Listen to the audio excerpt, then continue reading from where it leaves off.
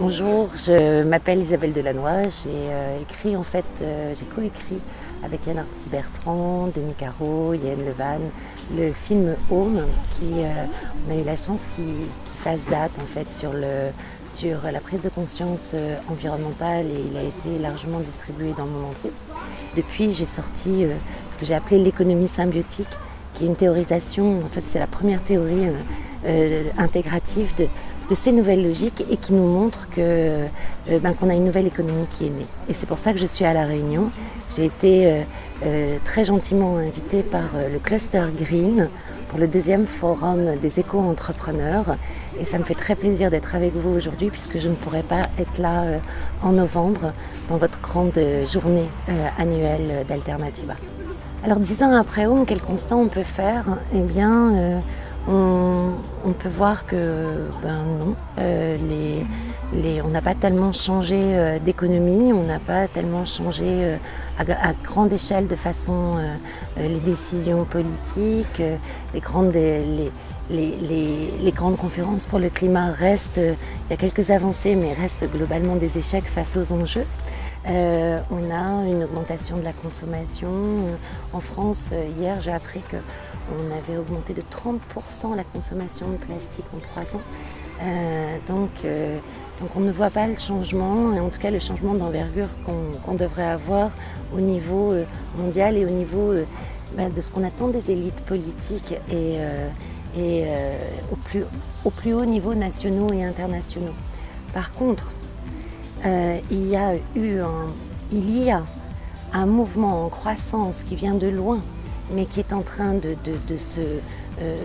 qui est absolument mondial, qu'on trouve sur tous les territoires, avec des individus, des entreprises, des associations, des maires, parfois des régions qui inventent complètement autre chose, et qui nous propulsent vraiment nous proposent en fait une nouvelle voie.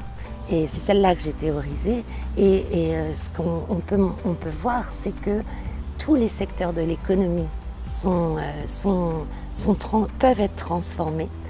On a des acteurs dans absolument toutes les activités selon une autre logique qui devient plus extractive, qui devient régénérative.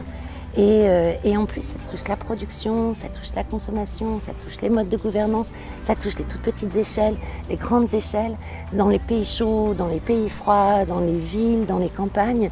Et donc on peut vraiment dire qu'on a la possibilité aujourd'hui d'une nouvelle économie. Ce qui est enthousiasmant, c'est vraiment le cadeau que j'ai reçu de mon travail, c'est qu'on découvre une espèce humaine qui peut être positive pour la planète, co-créatrice des équilibres planétaires. Parce qu'on produit, on régénère les écosystèmes vivants et les liens sociaux.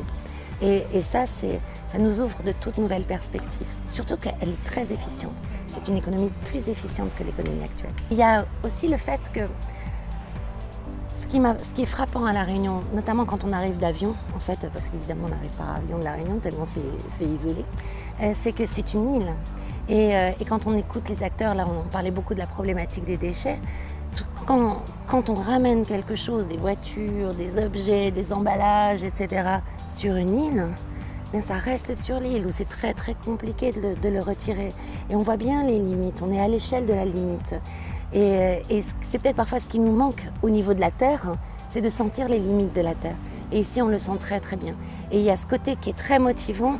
Et quand on voit par exemple comment ces limites se sont tellement vite manifestées dans une île comme Nauru, par exemple, qui a été justement cette société extractive dans toute son ampleur, et ce que ça donne aujourd'hui, qui est une catastrophe, peut-être que La Réunion pourrait devenir le contre-exemple. Et il faut le vouloir. Peut-être qu'elle ne le deviendra pas, mais en tout cas, si on ne le veut jamais, c'est sûr que ça ne se produira pas. Et on a besoin de ces exemples dans le monde, qui soient des exemples phares, parce que partout, on cherche une nouvelle voie, un nouveau sens, et on a besoin de ces démonstrateurs. Et un petit message pour les gens d'Alternativa, bravo, merci pour le village Alternativa de novembre, et il faut absolument y aller parce que c'est là qu'est l'avenir, j'en suis sûre.